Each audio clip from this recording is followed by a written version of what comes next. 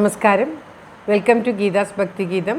One day one ശ്ലോകം. ശ്രീമദ് മഹാഭാഗവത മഹാത്മ്യം 494th day. Today 6th chapter 94th ശ്ലോകം. For details please see the description box. Geetha's ഭക്തി ഗീതം ഒരു ദിവസം ഒരു ശ്ലോകം. ശ്രീമദ് മഹാഭാഗവത മഹാത്മ്യം 494 ദിവസം.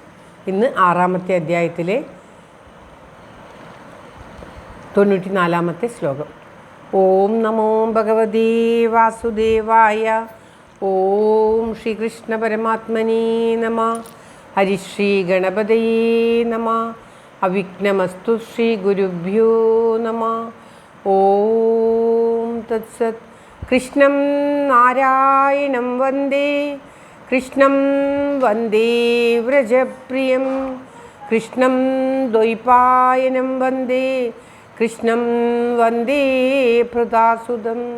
ശ്രീപരമാനന്ദനാഥനായ അദ്വൈതദീപമായി മോക്ഷേക്ഷു വൃന്ദമന്ദാരമായി കാരുണ്യവാരിധിയായി വിഭൂദേശനാം നാരായണൻ മമ മന്ദത മാറ്റണം.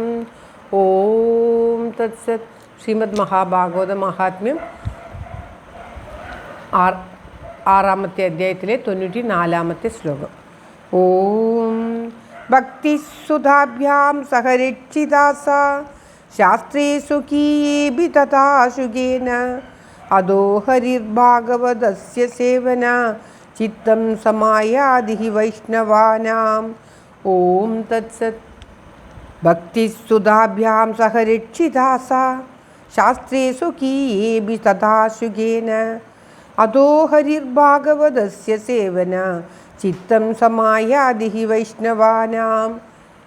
ശ്ലോകത്തിൽ പറയുകയാണ്, ശ്രീശുക ബ്രഹ്മർഷി തൻ്റെ തന്നെ ശാസ്ത്രേ സ്വകീയേബി തൻ്റെ തന്നെ ശാസ്ത്രമായ ആ ശ്രീമദ് മഹാഭാഗവതത്തിൽ ഭക്തിദേവിയെ തൻ്റെ മക്കളായ ജ്ഞാനവൈരാഗ്യത്തോടുകൂടി ഇരുത്തി, അതായത് ഭാഗവതത്തിൽ ഇരുത്തി സംരക്ഷിച്ചു. ഭാഗവതത്തിൻ്റെ ഉള്ളിൽ ഭക്തിയും ജ്ഞാനവൈരാഗ്യവും നിറഞ്ഞു നിൽക്കുന്നു.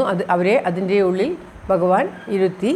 അതിനുശേഷം അതുകൊണ്ട് തന്നെ ഭാഗവതം നിരന്തരം സേവിക്കുന്ന എല്ലാ ഭക്തന്മാർക്കും അവരുടെ ഹൃദയത്തിൽ ഭക്തിജ്ഞാന വൈരാഗ്യങ്ങൾ ഉണ്ടാകും. അതുകൊണ്ട് തന്നെ ശ്രീഹരിയും അവരുടെ ഹൃദയത്തിൽ എപ്പോഴും വസിക്കും. അതായത് ചുരുക്കത്തിൽ ശ്രീമദ് മഹാഭാഗവതം പാരായണം ചെയ്യുന്നവരുടെ അല്ലെങ്കിൽ നിരന്തരം അനുഭവിക്കുന്നവരുടെ മനസ്സിൽ എപ്പോഴും ആ ഭഗവാൻ കുടികൊള്ളും. അതിന് ഒട്ടും സംശയം വേണ്ട എന്ന് ഈ ശ്ലോകത്തിൽ തീർത്ത് പറയുകയാണ്.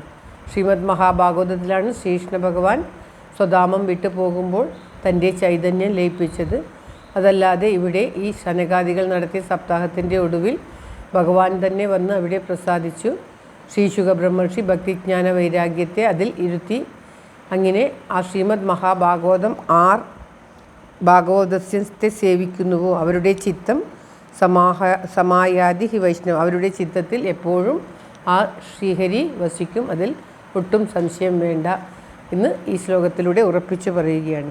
ആ ശ്രീമദ് മഹാഭാഗവതത്തിൻ്റെ മഹാത്മ്യമാണ് പറയുന്നത്. ശ്രീമദ് മഹാഭാഗവതം കയ്യിലെടുത്ത് അതിനെ നാം സേവിക്കുവാൻ തുടങ്ങിയാൽ സംശയമേ വേണ്ട, നമുക്ക് ഭക്തിജ്ഞാന വൈരാഗ്യം ഉണ്ടാവുകയും നമ്മുടെ ഉള്ളിൽ എപ്പോഴും ആ ശ്രീഹരി വസിക്കുകയും ചെയ്യും.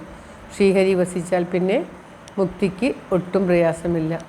ആ ഭഗവാനിൽ തന്നെ ലയിച്ച് ജീവിക്കുമ്പോൾ നമ്മുടെ എല്ലാ ശത്രുക്കളും, അതായത് 6 വൈരികൾ, കാമം, ക്രോധം, ലോഭം, മോഹം, മതം, മത്സര്യം എല്ലാം ഇല്ലാതായി എപ്പോഴും ശാന്തിയോടെ മറ്റുള്ളവരുടെ നന്മയ്ക്കായിക്കൊണ്ട് പ്രാർത്ഥിച്ചുകൊണ്ട് ജീവിക്കുവാൻ സാധിക്കും എന്നുള്ളതിൽ സംശയം വേണ്ട എന്ന് ഓരോ ശ്ലോകത്തിലും വ്യക്തമായി പറഞ്ഞു തരികയാണ്. ശ്ലോകം ഒരിക്കൽ കൂടി.